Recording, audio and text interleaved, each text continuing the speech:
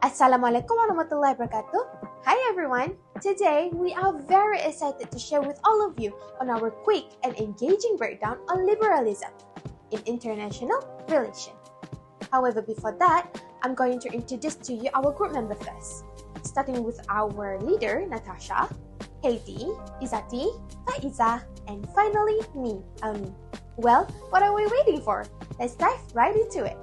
Liberalism is built on a few core ideas that basically say people matter, rights matter, and governments shouldn't do whatever they want. It starts with individual freedom, the belief that people should control their own lives instead of being ruled by authoritarian power. Then, we have equality before the law, meaning everyone deserves the same legal protection without special privileges. Liberalism also emphasizes consent of the governed. So, political power must come before people through democracy. Add economic liberty, which supports free markets, and tolerance and pluralism, which encourages diversity and free expression. Finally, liberalism believes in progress and rationality, trusting that society can improve through reason and reform.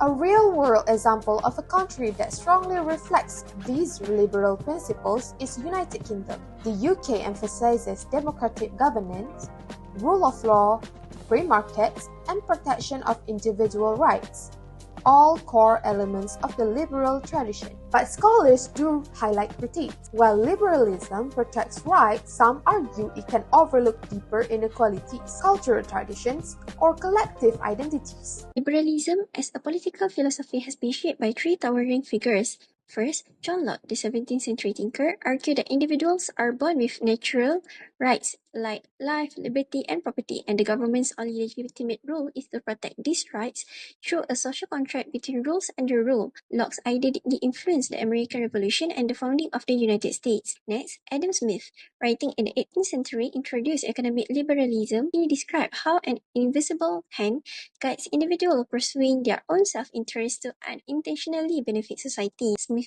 championed free trade and competition, laying the intellectual foundations of modern capitalism in his seminal work, The Wealth of the Nations. Finally, John Stuart Mill, a 19th century philosopher, expanded liberalism to include the harm principle, the idea that people should be free to do as they like unless they harm others. He also fervently defended free speech, women's rights, and a form of utilitarian ethics that values actions by their outcomes. Together, John Locke, Adam Smith, and John Stuart Mill form a powerful intellectual lineage defending personal freedom, markets, and individual responsibility as central pillars of liberal thought. We begin with a world that has no global ruler, a condition called anarchy. As Eckstein and M2025 note, anarchy means there is no authority above states. But instead of chaos, liberals see anarchy as a space where cooperation becomes necessary. Anderson and Skamstert 2025 explain that even without central authority, states still create balance and order. Next is power. For liberals, power is not just military force. Barnett and Duval 2005 describe it as the ability to shape outcomes through relationships, either diplomacy, institutions, economics, and shared interests. Then we have sovereignty. According to Walker 2021, liberals view sovereignty as delegated authority, limited by law and accountability. States can choose to share sovereignty by joining international institutions to improve welfare and protect rights. Finally, liberalism emphasizes norms. Moravcsik 1997 explains that norms such as human rights, democracy, and rule of law guide what states see as legitimate behavior. Together, these core concepts, anarchy, power, sovereignty, and norms, show how liberalism believes cooperation and peace are possible in a complex world.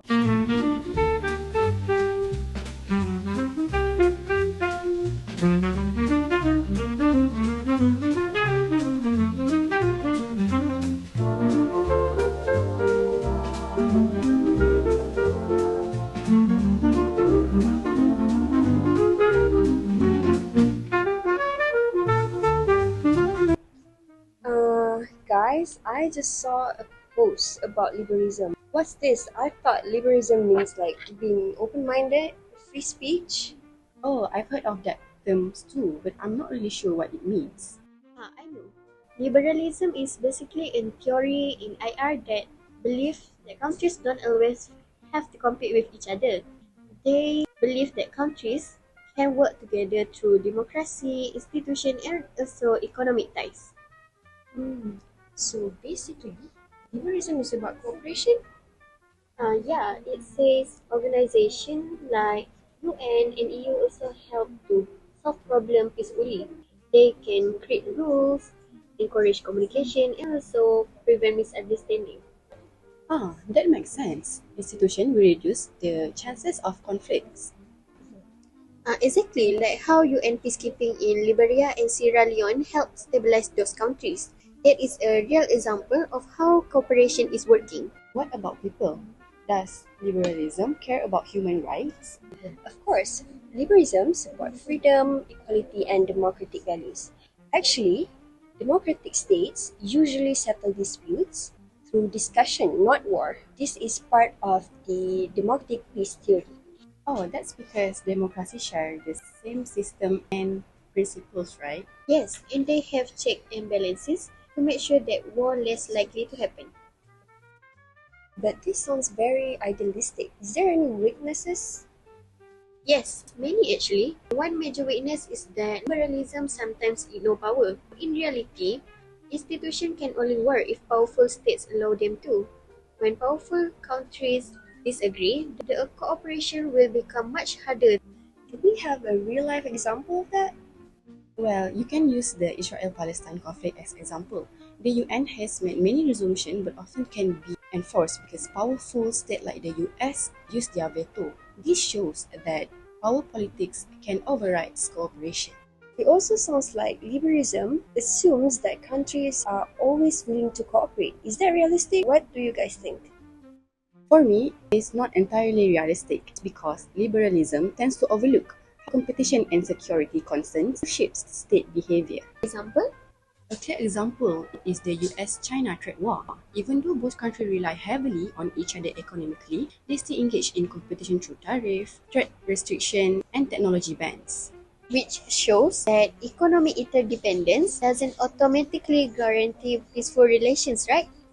Exactly. Cooperation can happen, but it's not always easy or balanced. Alright, this makes a lot more sense now. Liberalism helps explain how cooperation, institution, and democracy can promote peace. Yes, you're right, but also it has limitation, especially when power, politics, or national interests come into the picture. Yes, understanding both the weakness and strength can give us a clearer picture of how international relations really work. Thank you guys for explaining. This will surely help our assignment.